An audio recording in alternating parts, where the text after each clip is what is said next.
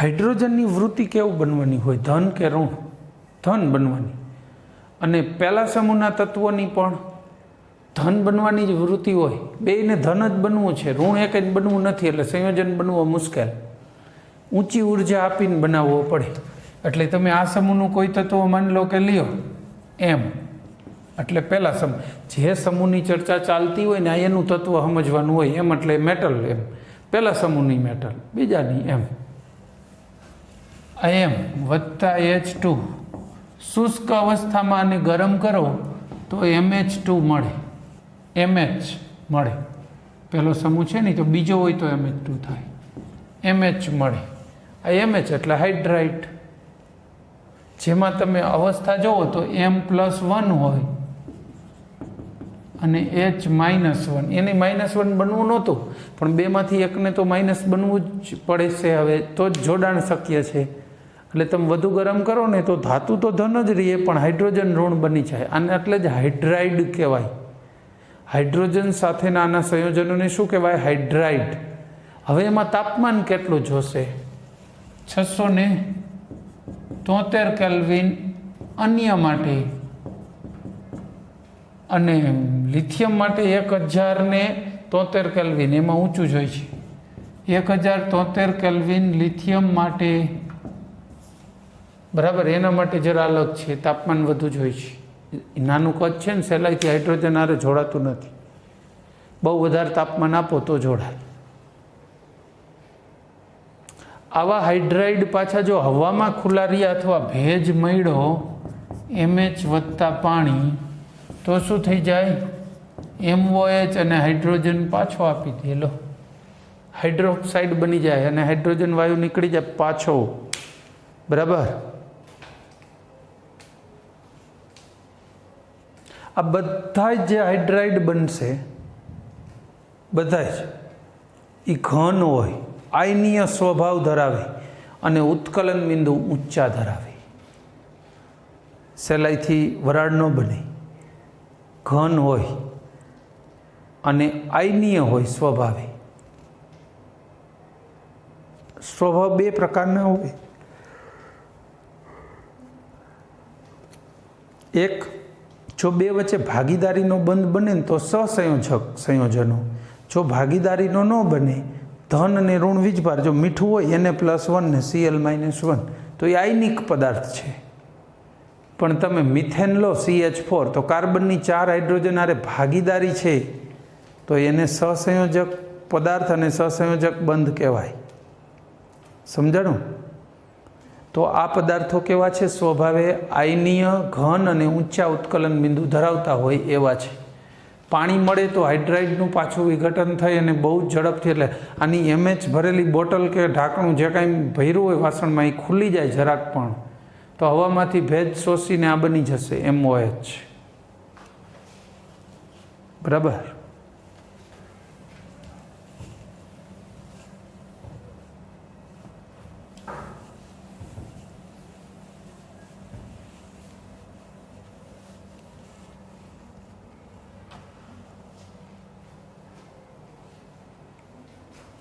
ચલો ત્યાર પછી વાત કરીશું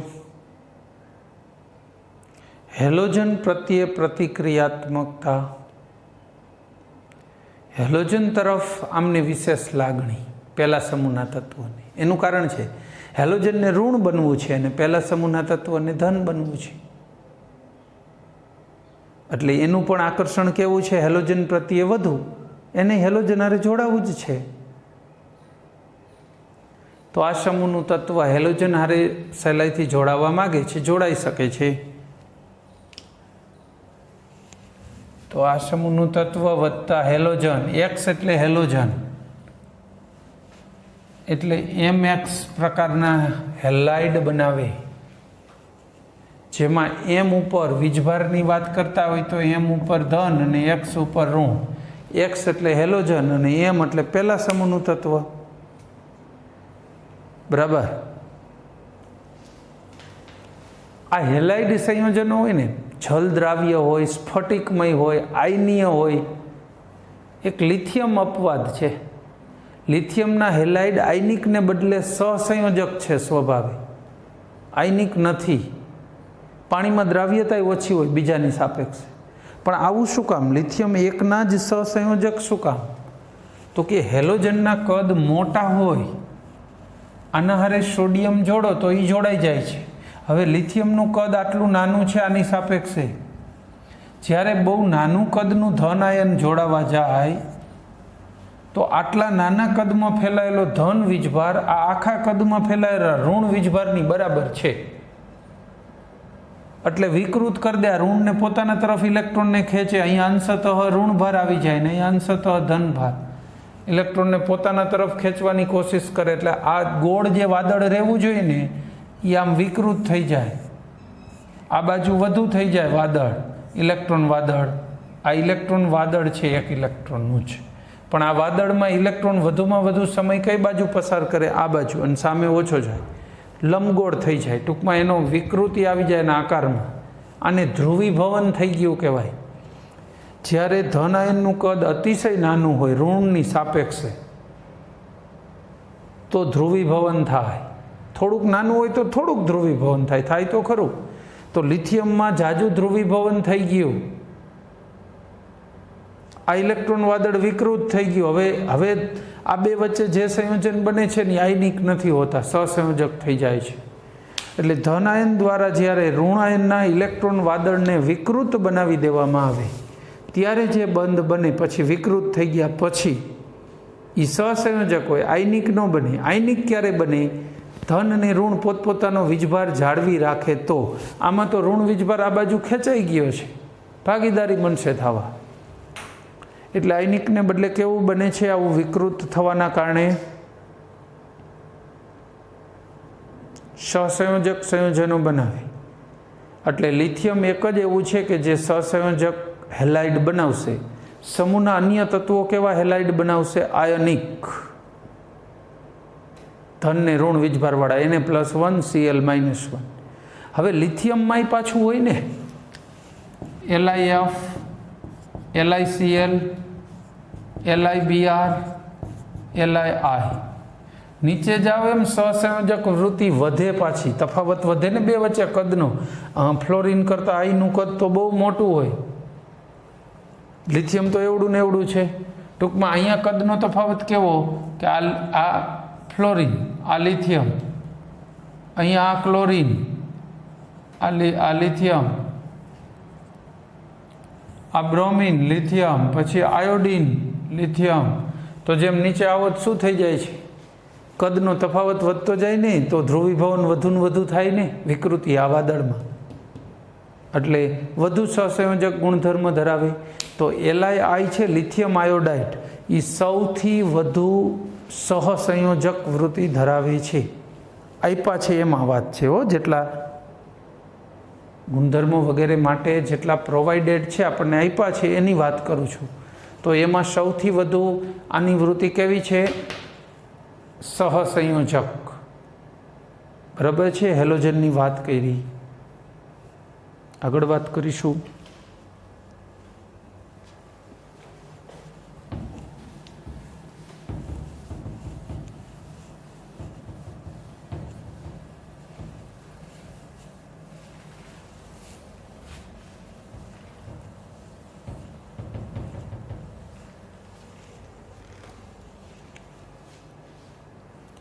રિડક્શન પ્રકૃતિ.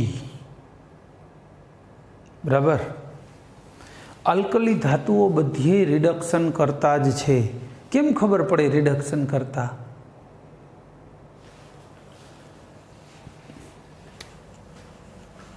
આ સોડિયમ હોય, આ ક્લોરિન સાથે પ્રક્રિયા કરે, NaCl બનાવે, જેમાંથી ધન આયન બને એનું શું થયું કહેવાય? ઓક્સિડેશન. જેમાંથી ઋણ આયન બને એને રિડક્શન થયું કહેવાય.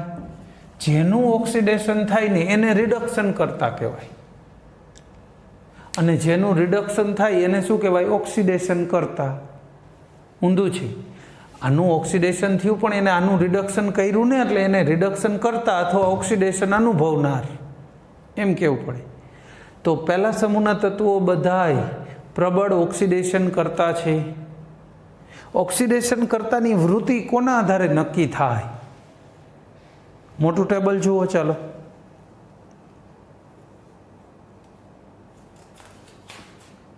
મોટું ટેબલ. E0 પોટેન્શિયલ હમણાં જોયું હતું એ જ. નીચેથી બીજી હરોળ.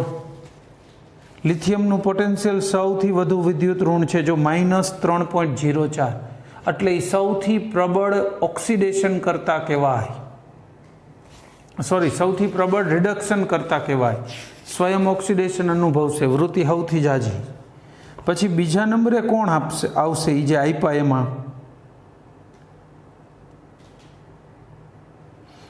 રૂબિડિયમ. પછી ત્રીજા નંબરે સીઝિયમ, પછી પોટેશિયમ અને સૌથી છેલ્લે સોડિયમ. સોડિયમનું રિડક્શન પોટેન્શિયલ સૌથી ઓછું ઋણ છે, માટે એનો રિડક્શન કરતા ગુણધર્મ આ બધામાં સૌથી નબળો છે. એટલે લિથિયમ સૌથી પ્રબળ રિડક્શન કરતા અને સોડિયમ સૌથી નિર્બળ રિડક્શન કરતા, જેના પોટેન્શિયલ મૂલ્યને જ અનુસરે. આમાં કોઈ અપવાદ કે કંઈ ચાલે નહીં. બરાબર છે. અહીંયા એક કોયડો જરા ધ્યાનથી જોવો. કોયડો એની કિંમતો આપી છે, જોઈ લો. આની ચર્ચા ચાલે છે ને એટલે ભેગું કહી દઉં.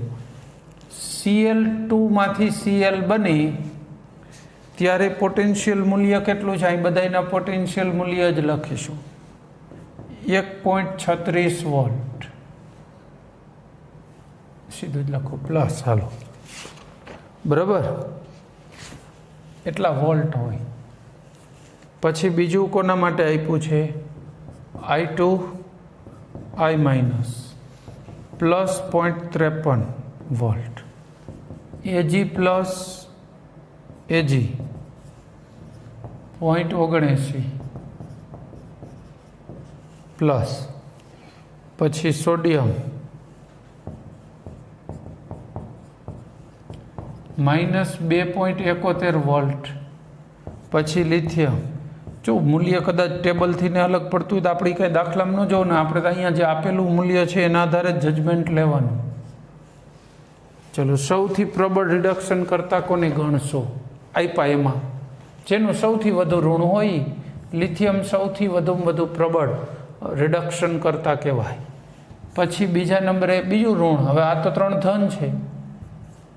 જે ધન છે ને એ વાસ્તવમાં રિડક્શન કરતા છે જ નહીં, ઓક્સિડેશન કરતા છે. પણ એની રિડક્શન કરતા તરીકેની વૃત્તિ કેટલી? તો કે આના પછી હવે કોનો વારો આવશે? ઓછામાં ઓછું ધન હોય ને એનો 0.53 આઈવાળો. પછી હવે આ બેમાં ઓછું ધન Ag અને પછી Cl. બરાબર છે. આ આપણે શું લખ્યું?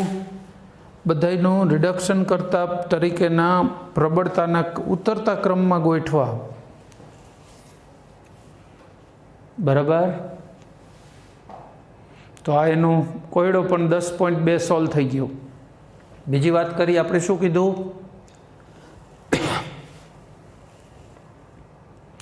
સોડિયમ સૌથી નિર્બળ રિડક્શન કરતા અને લિથિયમ સૌથી પ્રબળ. લિથિયમનું કદ એ બધાય કરતાં નાનું, જલીયકરણ ઉર્જા વધુ. આ બે કારણોથી સૌથી પ્રબળ રિડક્શન કરતા છે કે હશે એમ માનવામાં આવે છે, અને એ સાચું પણ છે. બરાબર, કારણ કે એનું મૂલ્ય અને એની રિયલ પ્રક્રિયાઓ બે એકબીજાને અનુસરે છે. આ મુદ્દામાં એક બીજી 3 વ્યાખ્યાઓ ક્લેરિફિકેશન માટે આપી છે, ખાલી સમજાવવા માટે. સોલિડ એમાંથી સીધું ગેસ બને, ઘનમાંથી સીધો જ વાયુ, એને ઉર્ધ્વપાતન થયું કહેવાય, સબ્લિમેશન ઇંગ્લિશમાં. તો આ એન્થાલ્પીને ઉર્ધ્વપાતન એન્થાલ્પી કહેવાય. SUB અથવા S લખે, H0. સબ્લિમેશન એન્થાલ્પી, ઉર્ધ્વપાતન એન્થાલ્પી, ઘનમાંથી સીધો જ વાયુમાં ફેરવવા માટે આપવી પડતી ઉર્જા, સબ્લિમેશન એન્થાલ્પી. બરાબર છે. તો સાથે તમે જે ચોપડીમાં છે ને ગુજરાતીમાં લખેલું જ છે સબ્લિમેશન એન્થાલ્પી અથવા ઉર્ધ્વકરણ એન્થાલ્પી, પણ એને આવો સિમ્બોલ નથી વાપરો. આપણે ભેગો અહીંયા સાઈડમાં લખી લેજો. બરાબર. કોને કહેવાય તો ખબર પડી ગઈ? સોલિડમાંથી સીધો વાયુ. પછી આ જે વાયુ હોય એમાંથી ઇલેક્ટ્રોન દૂર કરો, એના માટે જે ઉર્જા આપવી પડે એને આયનીકરણ એન્થાલ્પી કહેવાય, ΔIH0. આયનીકરણ એન્થાલ્પી પ્રમાણિત અવસ્થામાં હશે એનો આ 0 મૂકું છું. ખબર હે ને? આ તો ડેલ્ટા એચ એટલે એન્થાલ્પી, આ એટલે આયનીકરણ, ને આ અપ્રમાણિત અવસ્થામાં માપેલી હોય એના માટે. આયનીકરણ એન્થાલ્પી થઈ ગઈ. તો વ્યાખ્યા શું બને એના ઉપરથી? જ્યારે વાયુરૂપ તટસ્થ 1 મોલ પરમાણુમાંથી 1 ઇલેક્ટ્રોન દૂર કરવા માટે, 1 મોલ પદાર્થ લીધો હોય તો 1 મોલ ઇલેક્ટ્રોન દૂર કરવા માટે આપવી પડતી ઉર્જાને આયનીકરણ એન્થાલ્પી કહેવાય. હવે માની લો કે ઘણી વખત એક્ઝામમાં એમાં આવી રીતે એક આપ્યું, પછી બીજું આવું આપી દઈએ, solid M plus gas electron, પછી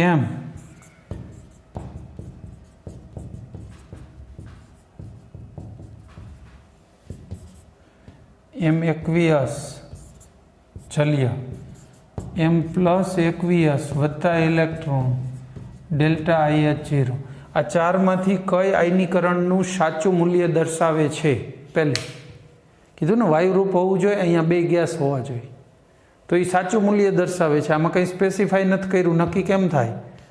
આવું નક્કીવાળું હોય તો એ લઈ લેવાય. આ નો જ આપ્યું હોત તો કદાચ આમાં વિચારે, આ તો થાય જ નહીં. બરાબર છે? એટલે આવા સવાલો MCQમાં કામ લાગે, એના માટે આપેલું છે અત્યારે આપણને. તો વાયુરૂપ તટસ્થ 1 મોલ પદાર્થમાંથી 1 મોલ ઇલેક્ટ્રોનને સંપૂર્ણપણે દૂર કરવા માટે આપવી પડતી ઉર્જા એને આયનીકરણ એન્થાલ્પી કહેવાય. બરાબર છે? ચાલો, ત્યાર પછી ત્રીજી એક ઉર્જા આપી છે, જલીયકરણ એન્થાલ્પી M પ્લસ. બરાબર છે? પાણી શોષે એટલે M પ્લસ aqueous બની, આને ડેલ્ટા હાઇડ્રેશન HYD, હાઇડ્રેશન એટલે જલીયકરણ, હાઇડ્રેશન એન્થાલ્પી કહે છે, જલીયકરણ એન્થાલ્પી. આ ત્રીજી થઈ ગઈ. બરાબર? જલીયકરણ એન્થાલ્પી થઈ ગઈ.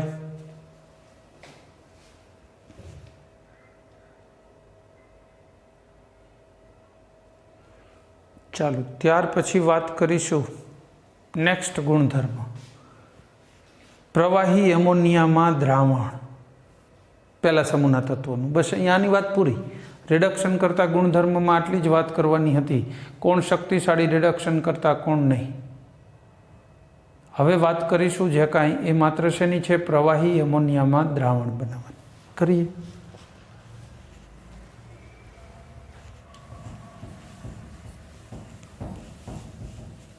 પહેલા સમૂહના તત્વોને પ્રવાહી એમોનિયામાં ઓગાળો એટલે વાદળી દ્રાવણ બને. લાંબો સમય પડ્યું રહે તો વાદળી રંગ જતો રહે, અને આપણે જે બ્રોન્ઝનો કલર હોય ને એવો જ કલર થઈ જાય. બ્રોન્ઝ મેડલ ખબર છે? પહેલો ગોલ્ડ, પછી સિલ્વર અને પછી બ્રોન્ઝ. કાંસુ કહેવાય ગુજરાતીમાં, કાંસુ, કાંસ્ય ચંદ્રક. એવો કાંસા જેવો કલર થઈ જાય. ક્યારે એવો થઈ જાય? લાંબો સમય દ્રાવણ પડ્યું રહે તો. પહેલાં વાદળી શું કામ થયું એ જરા સમજીએ. બરાબર છે? આ દ્રાવણ વાદળી શું કામ થયું? તો કે આ સમૂહનું કોઈ પણ તત્વ વત્તા એમોનિયા. હવે આ તત્વમાંથી 2 ભાગ પડે છે, M પ્લસ અને ઇલેક્ટ્રોન. એક ઇલેક્ટ્રોન છૂટો થયો, 2માં એમોનિયા ભળે. આ M પ્લસ સાથે એમોનિયા ભળે X, અને અહીંયા NH3Y લો. બસ આને આમ લખવું હોય તો આને એમ કાઉન્સ કરીને પ્લસ કરી દો, થોડુંક સુધારીને સોફિસ્ટિકેટેડ બનાવી દે. તો કુલ એમોનિયાની કેટલી જરૂર પડી? X પ્લસ Y જેટલા થઈ ગયા. આ દ્રાવણની અંદર મુક્ત ઇલેક્ટ્રોન પણ છે અને M પ્લસ આયનો છે. આ મુક્ત ઇલેક્ટ્રોન છે ને એ પ્રકાશમાંથી ઉર્જાનું શોષણ કરી ઉત્તેજિત થાય, પાછા આવે ત્યારે વાદળી રંગ બહાર પાડે, એટલે વાદળી રંગનું દ્રાવણ દેખાય. ટૂંકમાં આવા મુક્ત ઇલેક્ટ્રોન છે ને એના કારણે વાદળી રંગનું દ્રાવણ દેખાય. આ દ્રાવણ વિદ્યુતનું વાહક પણ બની જાય. એટલું જ નહીં, ચુંબક પ્રત્યે આકર્ષણ પણ ધરાવે, એને અનુચુંબકીય કહેવાય. તો દ્રાવણ અનુચુંબકીય બને. બીજું શું કરે છે દ્રાવણ? અનુચુંબકીય બનવા ઉપરાંત વિદ્યુત વાહક બની જાય છે, અને ત્રીજું વિદ્યુત વાહક અનુચુંબકીય અને વાદળી રંગનું બની જાય. બરાબર. હવે તમે આને પડ્યું રાખો લાંબો સમય તો શું થાય? આની પ્રક્રિયા થઈ જાય. જો દ્રાવણમાં 3 વસ્તુ છે, એક M+ છે, એક ઇલેક્ટ્રોન છે અને એક એમોનિયા છે. 3 વસ્તુ છે દ્રાવણ. MnH2 જોડાઈ જાય, MnH2 વત્તા 1 હાઇડ્રોજન, ઇલેક્ટ્રોન આમાં વયો ગયો હાઇડ્રોજનમાં, ડબલ લઈ લો. છો MnH2 અને H2, ઇલેક્ટ્રોન બે ક્યાં સમાઈ ગયા? હાઇડ્રોજનમાં. આ MnH2 બનાવી નાખી. હવે કોઈ મુક્ત ઇલેક્ટ્રોન છે ખરા દ્રાવણમાં? નથી ને. તો હવે આ વાદળી રંગ પણ નહીં રહે. બીજું અનુચુંબકીય હતું એ હવે પ્રતિચુંબકીય બની જશે. એટલે વાદળી રંગ એ ગયો, પ્રતિચુંબકીય બની ગયું, હવે વિદ્યુત વાહક પણ નથી. તો બધાય ગુણધર્મો ઉલટાઈ ગયા. બરાબર છે. અહીંયા બધા ગુણધર્મો શું થઈ ગયા કહેવાય? ઉલટાઈ ગયા. બીજું આમાં ઘણો બધો એમોનિયા છે એટલે આ દ્રાવણ એમ લખાય, એમોનિયામય. એમોનિયાથી ઘેરાયેલા છે આના અણુઓ.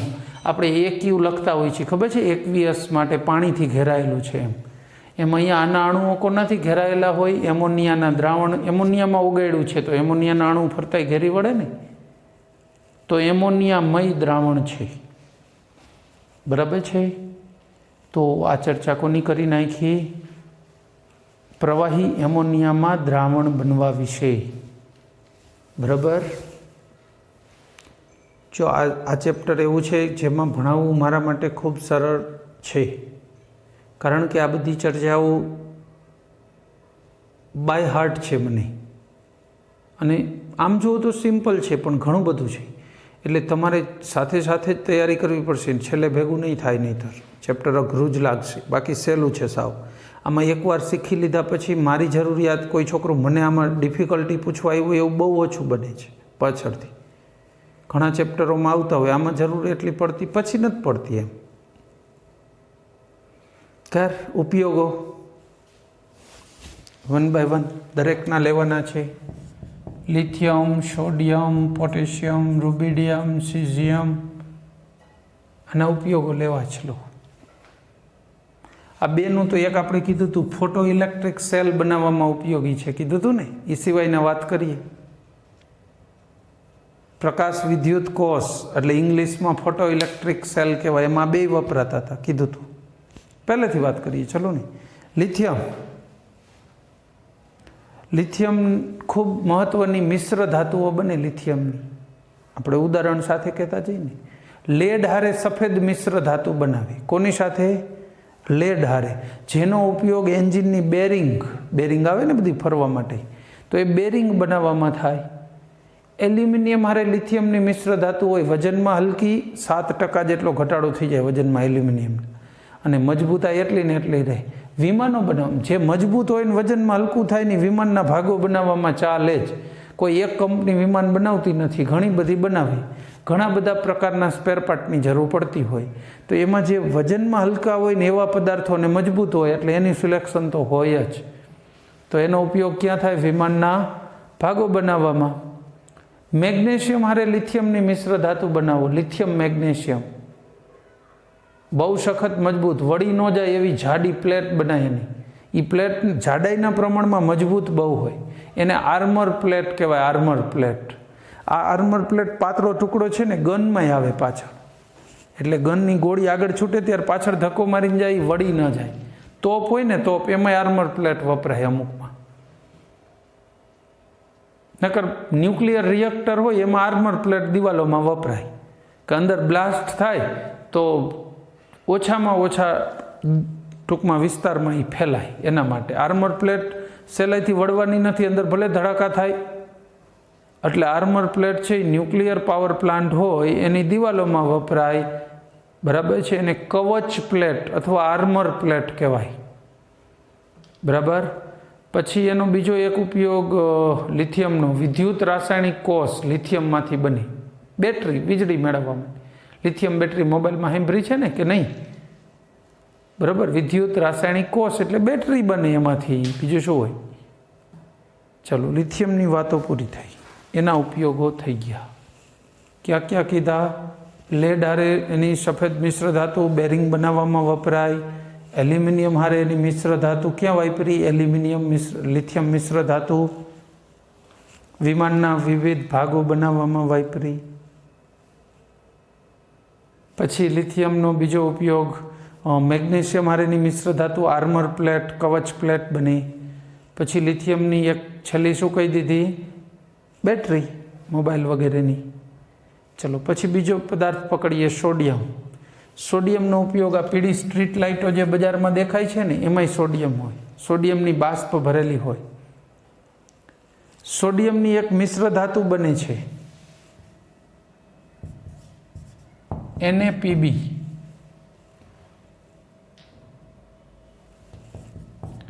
C2H5Br. આની હારે પ્રક્રિયા કરો. આ 4 સોડિયમ હોય, હું આમ લખી દઉં PbNa. આ 1:4 રેશિયો હોય, 4 ગણું હોય સોડિયમ. તો 4 NaBr બને, જેનું કામ નથી, પણ C2H5 4 વખત Pb, ટેટ્રા ઇથાઇલ લેડ કહેવાય આને. Tetra ethyl lead.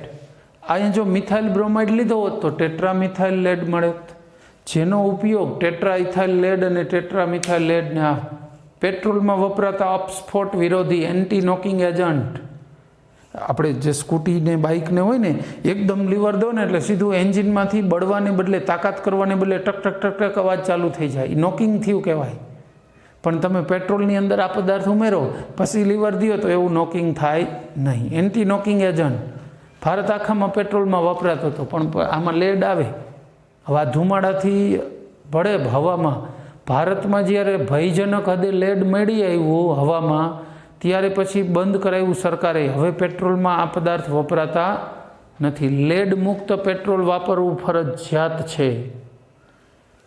ચાલો, પછી આવે સોડિયમનો પ્રવાહી સોડિયમ, પીગાળેલું સોડિયમ હોય ને, એનો ઉપયોગ fast breeder reactor. Breeder reactor એટલે પ્રજનક પરમાણુ ભઠ્ઠી. ટૂંકમાં જેમાં યુરેનિયમનું શુદ્ધિકરણ થતું હોય, જોઈતા પદાર્થમાં ફેરવવા માટે ભઠ્ઠી હોય, શિફ્ટિંગ કરે પદાર્થનું. તો માની લો તમારી પાસે પોલોનિયમની ભઠ્ઠી છે. હવે પોલોનિયમ શુદ્ધ અવસ્થામાં નથી અથવા તો બીજા કોઈ સ્વરૂપે છે, તો એને ચેન્જ કરવા માટેની જે ભઠ્ઠી હોય ને, એને ફાસ્ટ બ્રીડર ન્યુક્લિયર રિએક્ટર કહેવાય. ફાસ્ટ બ્રીડર ન્યુક્લિયર રિએક્ટર, પ્રજનક પરમાણુ ભઠ્ઠી. એટલે જોઈતી બ્રીડમાં ફેરવે, જેવું સ્વરૂપ આપણે એનું જોઈ છે મટીરિયલનું, એવા સ્વરૂપમાં ફેરવતી જે ભઠ્ઠી હોય એની અંદર ઠંડક ઉત્પન્ન કરો. ભઠ્ઠીની દિવાલો બહુ તપી જાય તો એમાં સોડિયમ વપરાય છે, પ્રવાહી સોડિયમ, શીતક તરીકે દિવાલોને ઠંડી રાખવા. આપણે કાર વગેરેમાં એન્જિનની દિવાલને ઠંડી રાખવા માટે પાણી ફરતું કરીએ, ગ્રીન કલરનું કુલન્ટ બોલી છે. બસ, તો આ ભઠ્ઠીનું કુલન્ટ એટલે લિક્વિડ સોડિયમ. જોકે લિક્વિડ પોટેશિયમ એ વપરાય છે, બુકમાં નથી આપ્યું પણ એ વપરાય છે ખરું. પછી પોટેશિયમના ઉપયોગો. પોટેશિયમના અનેક ઉપયોગો છે. દાખલા તરીકે પોટેશિયમનો એક સારો ઉપયોગ જૈવિક ક્રિયાઓમાં ઉત્સેચકોને સક્રિય બનાવવા માટે પોટેશિયમ વપરાયેલો. ઉત્સેચકોને સક્રિય બનાવવા માટે. પછી પોટેશિયમ ક્લોરાઇડ ખાતર તરીકે વપરાય છે. ખેતરમાં ખાતર તરીકે. પોટેશિયમ હાઇડ્રોક્સાઇડ નરમ સાબુ બનાવવામાં, નાવાનો સાબુ KOH. તો પછી સોડિયમ એ કહેવું જોઈએ ને, ધોવાનો સાબુ NaOH બને, તો NaOH ને KOH બે એમાં કામ લાગે. પછી પર્વતારોહકોની બધા જે સિલિન્ડર લઈને જાય ને, સિલિન્ડર, એમાં તમે વિચારો એક મુશ્કેલી છે. શ્વાસમાં ઓક્સિજન લઈ જાય, એ તો સિલિન્ડરમાં ભર્યો હોય, પણ ઉચ્છ્વાસે એમાં જ કાઢવાનો. નળી તો અહીં પેક કરી દીધી, એમ તો છે ને શ્વાસ લઈએ ત્યારે નળી અડાડી પછી આગી લઈ. તો નળી તો લાગેલી છે. ડીપ ડાઇવર્સ હોય દરિયામાં ડૂબકી મારનાર ને એ બધા, તો એ ઉચ્છ્વાસ એમાં જ મોકલે છે સિલિન્ડરમાં. હવે CO2નું, ઓક્સિજન હજી અંદર ઘણો એ, પણ CO2નું પ્રમાણ વધતું જાય તો પછી એ હવા શ્વાસમાં ચાલે નહીં, પ્રોબ્લેમ કરે, ઝડપથી બહાર આવવું પડે. ઓક્સિજન છે અંદર પણ CO2નો પ્રોબ્લેમ છે. એટલે સિલિન્ડરની અંદર પોટેશિયમ સુપર ઓક્સાઇડ KO2 નાખ દે અંદર થોડો. KO2 છે ને એ કાર્બન ડાયોક્સાઇડને શોષી લે.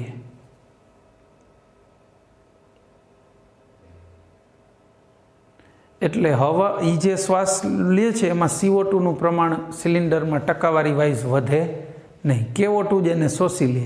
તો પોટેશિયમનો ઉપયોગ શું થયો? કાર્બન ડાયોક્સાઇડના શોષક તરીકે. કાર્બન ડાયોક્સાઇડનું એને ખૂબ જ સારી રીતે શોષણ કરી લીધું. આવો એનો ઉપયોગ થાય. કોનો? પોટેશિયમનો. પછી રૂબિડિયમ.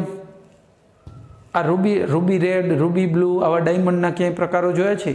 રૂબિડિયમ આમ તો અશુદ્ધિ રૂપે હોય પણ ડાયમંડમાં કલર ચેન્જ કરી નાખે. એનાથી કલર અપિયરન્સ બહુ સારું મળે. પછી સિઝિયમ. સિઝિયમ અને પોટેશિયમનો કોમન ઉપયોગ મેં તમને પહેલાં જ કીધો હતો. કયો? ફોટો ઇલેક્ટ્રિક સેલ એટલે પ્રકાશ વિદ્યુત કોષ. જેના ઉપર પ્રકાશ પડે ને વીજળી ઉત્પન્ન કરી શકે એવો કોષ એની બનાવટમાં થાય. પોટેશિયમ, રૂબિડિયમ અને સિઝિયમ. બરાબર છે? તો એનો ઉપયોગ ત્યાં થઈ શકે. તો આ સાથે બધાના ઉપયોગો પૂરા. આ સાથે પહેલા સમૂહના તત્વોના જનરલ રાસાયણિક ગુણધર્મો, ભૌતિક ગુણધર્મો અને એના ઉપયોગો એટલું લીધું. બરાબર? બાકીનું નેક્સ્ટ ટાઈમ લઈશું. તમે વાંચવામાં ખાસ જાળવજો. કાલે રવિવાર થશે, આજ સેટરડે છે ને, કાલે ફટાફટ તૈયારી કરજો. જે તે દિવસો મળે ને એમાં ફૂલ ફ્લેજ તૈયારી કરો તો જ ભેગું થાય. થોડું ધીમે ધીમે નવરાશે કામ કરો તો સાયન્સમાં ન ચાલે. બહુ ફૂલ સ્પીડમાં ઘણું તમે આવી રીતે ભણી રાખો ને 12મા સુધી, ત્યારે 12માના એન્ડમાં બધું પૂરું થાય છે. હવે તમારી અત્યારે જ સ્પીડ અડધી પડતી હોય તો ત્યારે ભેગું જ ન થાય. પછી છેલ્લે શું, અત્યારે 90% માટે મહેનત કરતા હોય ને છેલ્લે પાસ થવા માટે ફાંફા મારતા હોય, એવું થઈ જાય. એવું ના થાય એટલે અત્યારે મહેનત કરો. કેટલા એવા બાળકો હશે 10મામાંથી માંડ પાસ થયા હોય ને 12મામાં આગળ બેઠા હોય, બહુ રેન્ક લઈને આવે. એનું કારણ એક જ છે, ટાઈમિંગ. ટાઈમસરની મહેનત. 12મામાં અતિશય જાજી મહેનતની જરૂર નથી. આજે જેટલી મહેનત કરો છો ને પરીક્ષાના દિવસ સુધી એટલી જ કરવાની છે. ક્યાંય વધારે કે ઓછી નથી કરવાની. રજા છે હાલો 5 દી રજા પડી આરામ કરો તો પૈતું. એનું સાયન્સમાં કામ નથી. નવરાત્રિ છે 2 દીની રજા મળી ભાઈ, 8મની નિવેદની. હવે નિવેદમાં તમારે ક્યાં નિવેદમાં કામ છે? બધું તો ઘરના લેડીઝ મેમ્બર બનાવતા હોય. આપણે તો બહુ તો એને નિવેદને મંદિરે લઈ જતા હોય કે એવું કંઈ હોય છે તે ધાર્મિક વિધિ, એટલે પૂરતું જ કામ હોય. કાંઈ નૈવેદ્ય ધરાવવાના હોય સાંજે 8મના, તેમાં કાંઈ સવારથી તમે બિઝી નથી. દશેરા હોય, દશેરા તો મીઠાઈ બીઠાઈ લઈને ખાવ ક્યાંના છે, પણ તમારે ક્યાં બિઝી થવાનું છે? દશેરા હોય તો આપણે તો આપણું વાંચવાનું હોય ને. આપણે કાંઈ બધાના ઉદ્ઘાટનમાં લાગટ હાલો કોના ઉદ્ઘાટન છે હાલો પહોંચી જાઓ એમ નથી કરવાનું. એટલે ઓકે, બરાબર? તમે દરેક ક્ષણનો ઉપયોગ કરી રહ્યા છો, દેટ્સ ઓલ. એમાં ઉજાગરા કરીને મહેનત કરો એવું જરૂરી નથી, પણ બીજો કોઈ પણ ટાઈમ વેસ્ટેજ કર્યા વગર મહેનત કરો એટલે 12મામાં સારામાં સારા ટકા આવશે. બરાબર? સારું, ગુડ લક. Thank you. જય હિન્દ.